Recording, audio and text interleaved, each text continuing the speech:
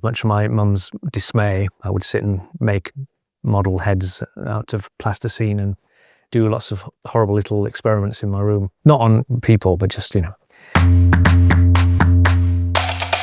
My relationship with horror and loving horror films, I think started like a lot of people at a very early age. I was more of a stay indoors reading Stephen King than going outside and playing in the sunshine. Not many channels, but we had the BBC Two horror double bills that used to be on late night on Friday and Saturdays, and I would watch them. And you couldn't get these films. I'd have my horror books, my Alan Frank and my Dennis Gifford books that had these catalogues of these unattainable horror films that I would see stills of and think, I must one day somehow try to seek this out. And that was the beginning of it, really. And it was those were my Bibles that just set me off on the path. And I've just always been interested in the feeling that it gives you. It's the thrill of being safe, but being scared at the same time.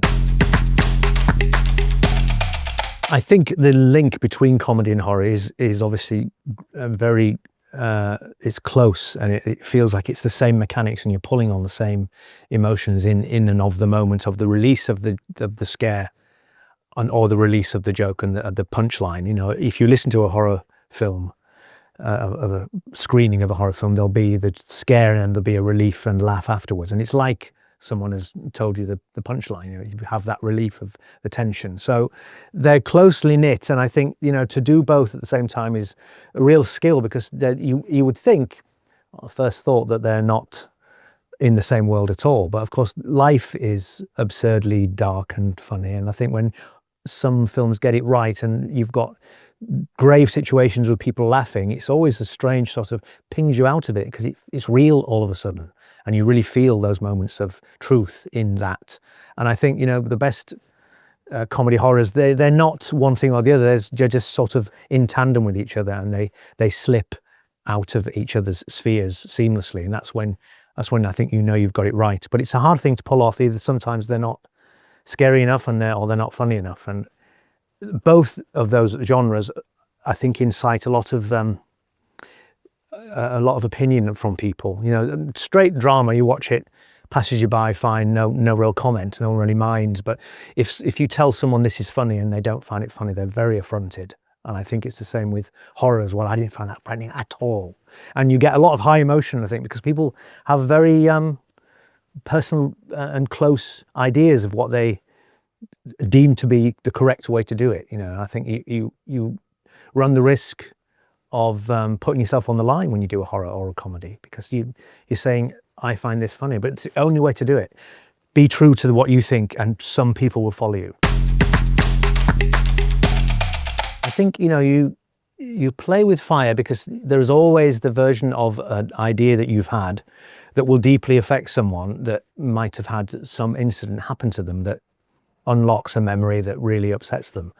But I think you would sit in a sealed bubble if you were unable to proceed, thinking, I might offend somebody, or this might upset someone that this has exactly happened to. So you've got to sort of put it out of your mind and hope that they will be aware of things that they don't want to have in their eyes if they've got such bad memories. Comedy is difficult because you think you've got onto something with how far you can go with something. I think cruelty in comedy is sort of easy to do. I think I would like to think that when we've ever done it in our comedy, which is dark and can be sometimes feel mean-spirited, but I always feel it comes from a deserved place of earning it. It's like swearing in things. It's easy to get a laugh if you swear, but judicious placing of strong swearing is great and powerful. Use it too much and it dissipates. So I think that we were always very careful with the acknowledgement that it was a privilege to be going into people's homes when we would do TV shows, and we had to earn the right to do things that would shock. And I think our things shocked more because they were hidden in ostensibly comedies.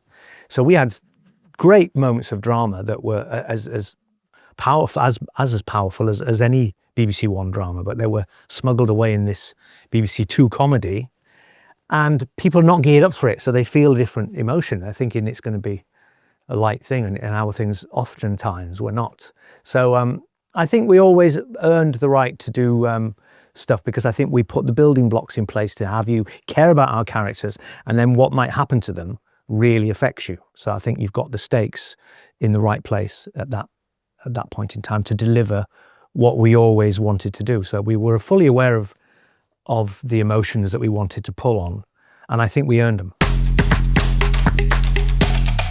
I mean, our journey from starting on stage and working and honing our material, certainly some of the characters, live with an audience, gave us a great certainty about some of the stuff that we eventually would film for TV.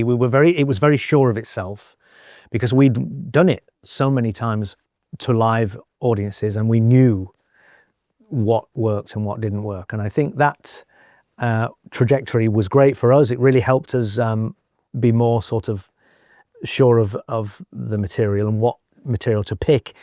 And ultimately, we hit the ground running with our first series. It was fully formed when it arrived, and you could sort of not like it, but it was certain of its place in the world of comedy and what we were trying to do.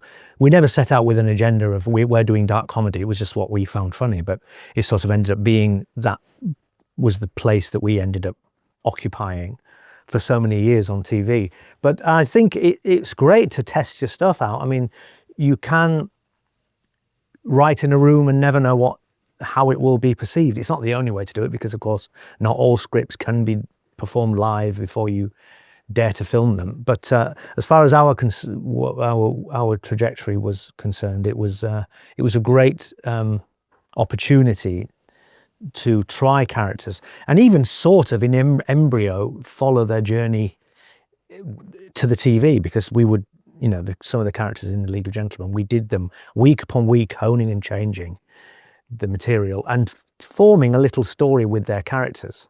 Because we would take a character, it would have one joke essentially that would be repeated, but then we would take the character out of their initial situation and take them off on a different path and put them in other different scenarios. And you knew them from their initial joke, and you cared about what happened to them in their new plight. So that was great for us, and that did form the basis of where we went with our TV versions of a lot of the characters that became the staple characters from The League. We've always been, collectively, The League of Gentlemen, obsessed with the format of the anthology horror. From Beyond the Grave, I think probably is the best one. But all of them, Tales from the Crypt and all the TV series that were also anthologies, like Night Gallery and Twilight Zone, obviously, and Alfred Hitchcock Presents, and Tales of the Unexpected. There was a long lineage of this type of entertainment, and by the time we came to do number 9, it was like you simply couldn't do one. It was like the powers that be were very wary of something that reset every week. They would say, you're not hooking an audience in, there's no reason to return. But of course nowadays, that's what people want. They don't want, I've got to commit to this 48 box set thing of an hour long each and it gets good by season 10. No, I might be dead in 2 months. I haven't got time. So, this idea of one hit, beginning, middle and end story and you're out is really appealing. And we always loved that idea of having a collection of stories. Oftentimes the letdown in an anthology film would be the wraparound story that links them together. Dead of Night, probably one of the first ones, did it brilliantly with it feeling like one whole film, despite the fact that you get 5 segments in a way. Some really short, but nevertheless, it feels like the conceit is a whole. Brilliantly done. So it just opens up the door of being able to do everything. There's a writer's room for me and Steve Pemberton, who wrote Inside Number 9 for 10 years.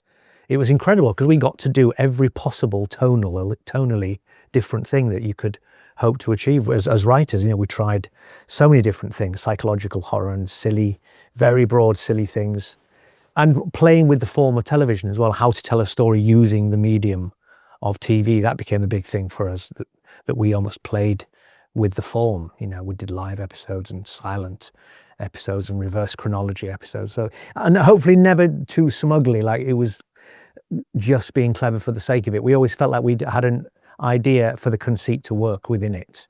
But the tyranny, of course, is you've got to try and come up with a different world and an entirely different story that works in its own merits, beginning, middle, and end, every week.